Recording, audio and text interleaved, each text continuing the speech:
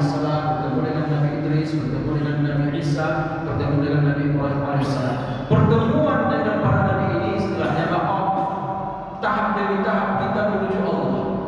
Jadi tahap pertama bertemu dengan Nabi Adam maknanya memberitahu kita dari mana berasal. Karena Nabi Adam itu identik dengan turab, dengan asal penciptaan, yakni Adam. Apa itu? Tanah. Adam artinya tanah atau turab bahasa Arabnya. Jadi setelah ada rasa cinta, kita mulai merasa bahwa kita berasal dari mana. Layak tidak dicintai Allah. Toh kita berasal dari tanah. Lalu Nabi Adam kemudian mengajarkan taubat. Sudah bertaubat belum kita? Akan begitu. Nah, taubat yang diajarkan itu adalah penyesalan yang mendalam, tidak melakukan perbuatan dosa yang sama, dan bercita-cita untuk memperbaiki diri ke depan. Lanjut bertemu dengan Nabi Yusuf. Nabi Yusuf mengisyaratkan untuk mengendalikan syahwat.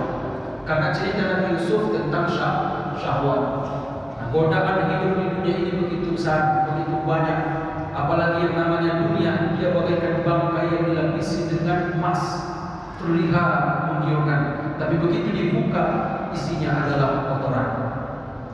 Nah, bagaimana untuk mengendalikan syahwat supaya tidak terlalu suka dan cinta kepada kotoran yang dilapisi dengan emas ini? Nah, Nabi Yusuf sampaikan. Nabi Yusuf uraikan lewat sejarah perjalanan hidupnya. Meskipun dia digoda oleh Zulaikha, dia tahu bahwa ada Allah yang mengawasinya. Kan begitu. Lanjut bertemu dengan Nabi Isa. Nabi Isa alaihissalam mengajarkan mujahadah, kesungguhan.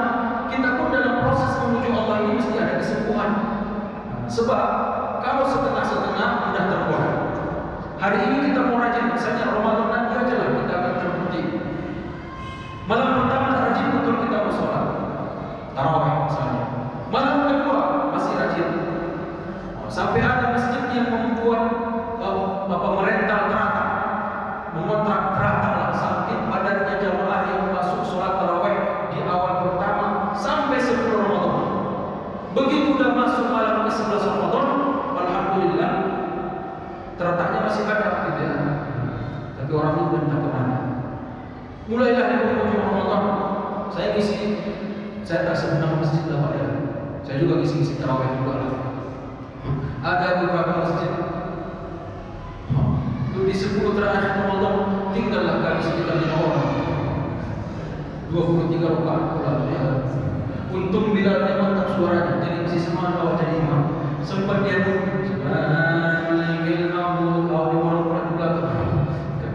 karena banyaknya jamaah bisa juga mengumpulkan semangat dengan Pak.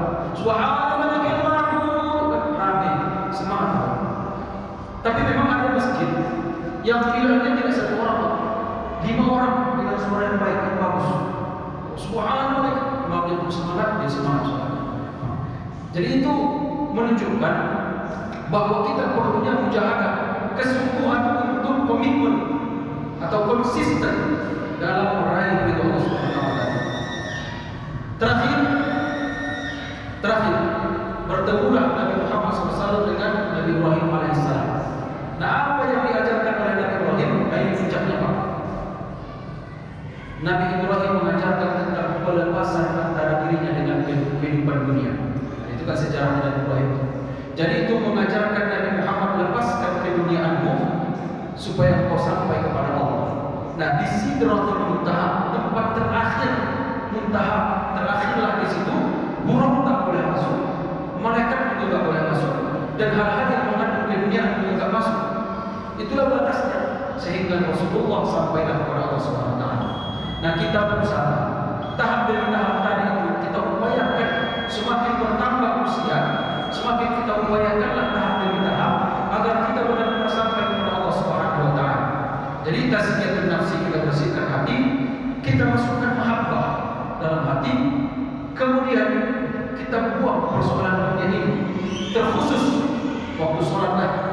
Nah, karena sholat itulah mi'rajul mukminin, mi'rajnya kita kan sholat.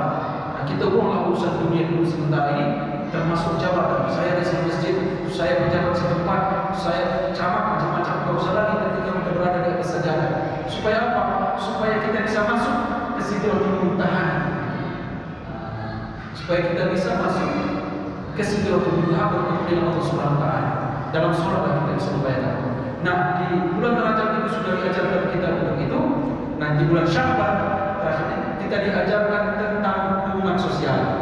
Terakhirlah hadis Rasulullah sampaikan di malam nisfu Sya'ban, ampunan Allah menyeluruh kepada makhluk kecuali orang yang masih syirik sekaligus orang yang masih punya musuh. Artinya masih ada musyahid, satu sama lain bermusuhan. Artinya bulan Sya'ban adalah waktu yang tepat untuk kita saling maafkan, untuk memperbaiki hubungan sosial, untuk menghilangkan kebencian, hasad dan sebagainya.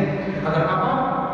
Agar insyaallah kita siap untuk bertemu dengan bulan suci Ramadan. Jadi urutannya bulan Rajab, bulan Sya'ban, bulan Ramadan itu adalah urutan yang sangat sistematis, sangat baik untuk kita alami satu persatu. Di bulan Rajab secara personal, di bulan Sya'ban secara sosial, dan di Ramadan hati sudah suci, hati sudah bersih, dan insyaallah di Idul Fitri layaklah kita kembali kepada fitrah dan sebagai maulud yang dilahirkan tanpa dosa.